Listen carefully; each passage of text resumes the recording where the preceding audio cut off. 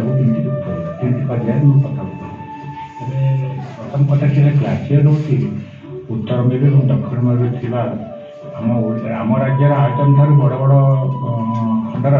ବଡ଼ ବଡ଼ ବରଫ ଖଣ୍ଡ ଏବଂ ହିମାଳୟରେ ମଧ୍ୟ ଗ୍ଲାସିୟର ଅଛି ଛୋଟ ଛୋଟ ବରଫ ଗ୍ଲାସିୟର ଅଛି ବରଫ ଖଣ୍ଡ। ତେବେ ଯେତେବେଳେ ବାୟୁମଣ୍ଡଳର ଯେଉଁ ଉତ୍ତର ମେରୁ ଏବଂ ଦକ୍ଷିଣ ମେରୁରେ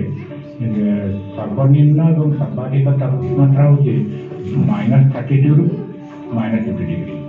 ସେ ଯେତେବେଳେ ଆମ ବାୟୁମଣ୍ଡଳରେ ଅଙ୍ଗାରକାମ୍ଳ ଗ୍ୟାସର ପରିମାଣ ବୃଦ୍ଧି ପାଉଛି ତାର କାରଣ ସବୁ ବିଭିନ୍ନ କାରଣ ରହିଛି।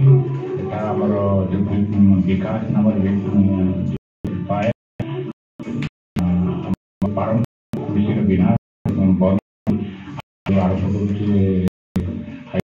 ହାଇବ୍ରିଡ କରୁଛି ବିଭିନ୍ନ ଆମେ ଆର୍ଟିଫିସିଆଲ ଜିନିଷ କରୁଛୁ ଯୋଉଥିରେ ପାଣି ଦଉଛି ଏବଂ ଯଦି ଦେଖିବା ତେବେ ଦେଖିବା